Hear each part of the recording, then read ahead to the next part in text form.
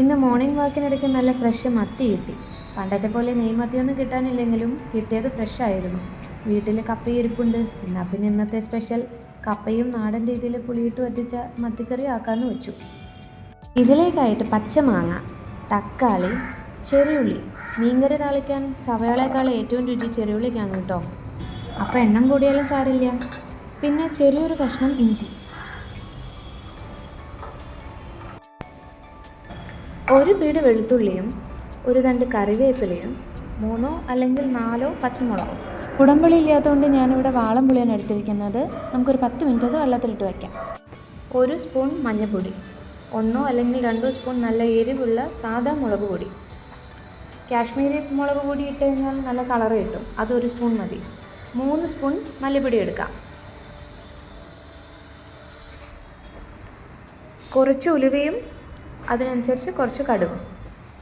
ഇനി നമ്മളുടെ main item പച്ച വെളിച്ചെണ്ണ. അപ്പോൾ ഇത്രയും ഇൻഗ്രീഡിയൻസ് വെച്ചിട്ടാണ് നമ്മൾ ഇന്നത്തെ മീൻകറി തയ്യാറാക്കാനായിട്ട് പോകുന്നത്. ചൂടായ ചട്ടിയിലേക്ക് ആ വെളിച്ചെണ്ണ ഒഴിക്കുക. അതിനുശേഷം കടുക് പൊട്ടിക്കുക. ഒപ്പം തന്നെ നമ്മൾ ഉലുവ ഇടാൻ മറക്കരുത്, ഇല്ലാന്നുണ്ടെങ്കിൽ കരിഞ്ഞ മണം വരും. ഉലുവയും കടുകും പൊട്ടി കഴിയുന്ന സമയത്ത് അതിലേക്ക് ചെറുതായി മുറിച്ചിട്ടുള്ള വെളുത്തുള്ളി ഇടുക. കീറി വെച്ചിട്ടുള്ള പച്ചമുളക് ഇടുക. ശേഷം ചെറുതായിട്ടൊന്ന് ഇളക്കി കൊടുക്കുക. ഒരു 10 സെക്കൻഡ് കഴിയുന്ന സമയത്ത് നേരത്തെ ചെറുതായിട്ട് അരിഞ്ഞു വെച്ചിട്ടുള്ള ഇഞ്ചിയും കൂടി ഇടുക. എന്നിട്ടൊരു 10 അല്ലെങ്കിൽ 20 സെക്കൻഡ് മാത്രം അതൊന്ന് സോട്ട് ചെയ്തെടുത്താൽ മതി. ഇഞ്ചിയുടെയും വെളുത്തുള്ളിൻ്റെ ഒരു പച്ചമണം മാറിയതിന് ശേഷം മാത്രം അരിഞ്ഞു വെച്ചിട്ടുള്ള ചെറിയ ഉള്ളി ഇട്ടിട്ട് ഇളക്കുക. ഇനി കുറച്ച് കറിവേപ്പില ഇടാം. എന്നിട്ട് നന്നായി എല്ലാം കൂടെ ഇളക്കുക. ഈ ഇളക്കുന്ന സമയത്ത് തന്നെ ആ പച്ച വെളിച്ചെണ്ണയുടെയും ഈ സ്പൈസസിൻ്റെ എല്ലാം കൂടെ നല്ലൊരു മണം വരുന്നുണ്ട് കേട്ടോ. ഇനി ലേശം ഉപ്പ് വിതറുക. ഒന്ന് വഴന്ന് കിട്ടാനായിട്ട് അത് എളുപ്പമാണ്. വഴന്ന് വരുന്ന സമയത്ത് നമുക്ക് ഈ തക്കാളി ചേർത്ത് ഇളക്കാം.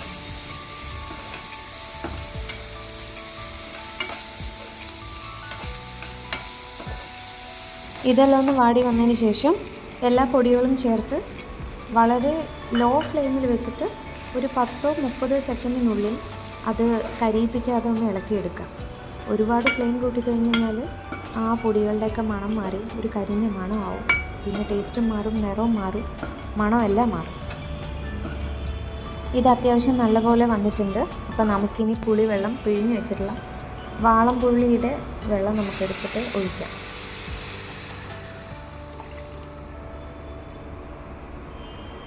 ഗ്രേവി കുറച്ച് അധികം വേണം എന്നുള്ള ആൾക്കാർക്ക് ഈ സമയത്ത് തന്നെ നമ്മൾ കുറച്ചുകൂടെ പുളി പിഴിഞ്ഞിട്ടുള്ള വെള്ളമോ അല്ലെങ്കിൽ സാധാരണ വെള്ളമോ ഒഴിക്കാം. എന്നിട്ട് കുറച്ച് നേരം നമുക്കിതുപോലെ അടച്ച് വെച്ചിട്ട് ഒരു തിള വരണം. തിള വരുന്ന സമയത്ത് നമ്മൾ കഴുകി വെച്ചിട്ടുള്ള മത്തി കഷ്ണങ്ങൾ നമുക്ക് ഇട്ട് കൊടുക്കാം.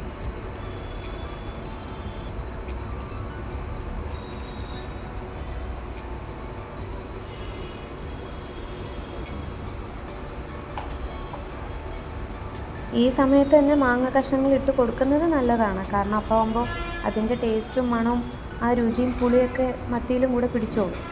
അപ്പോൾ നമുക്കത് അധികം സാധാരണ ഇളക്കാൻ പാടില്ല എന്നുള്ളതാണ്. പക്ഷേ ഞാനിപ്പോൾ അത് ഇട്ടിട്ടില്ലേ ഉള്ളൂ. അപ്പോൾ അത് വേവുന്നതിന് മുമ്പ് നമ്മളൊന്ന് ഇളക്കി കൊടുത്ത് അടച്ച് വെച്ച് മുമ്പത്തെ പോലെ വേവിക്കുക. ഇതിപ്പോൾ ഒരു 10 മിനിറ്റ് കഴിഞ്ഞു, 10-15 മിനിറ്റ് കഴിഞ്ഞു. നല്ലപോലെ വെന്ത് വന്നിട്ടുണ്ട്.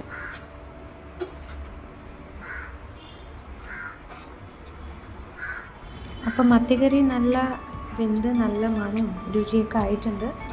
അടുപ്പ് ഓഫാക്കിയതിന് ശേഷം അതിലേക്ക് കുറച്ച് പച്ച വെളിച്ചെണ്ണയും ഒരു 2 തണ്ട് കറിവേപ്പില ഇട്ടിട്ട് കുറച്ച് നേരം അടച്ച് വയ്ക്കാം. ഈ പുളിയും എരിവൊക്കെ പിടിക്കാനായിട്ട് കുറഞ്ഞത് ഒരു 1 മണിക്കൂറെങ്കിലും അടച്ച് വെക്കണം കേട്ടോ. ഞാനിപ്പോൾ 1 മണിക്കൂറിന് മേലെയായിട്ട് റെസ്റ്റ് ചെയ്യാൻ വെച്ചിട്ടുണ്ടായിരുന്നു. അപ്പോൾ ഇപ്പോൾ നോക്കുന്ന സമയത്ത് നല്ലപോലെ കുറുകി അതിൻ്റെ പുളിയും എരിവും എല്ലാം നല്ലപോലെ പിടിച്ചിട്ടുണ്ട്. ഇനിയിപ്പോൾ എന്താ, നല്ല പുഴുങ്ങിയ കപ്പയുടെ കൂടെ നമുക്കത് അങ്ങോട്ട് കഴിക്കാം.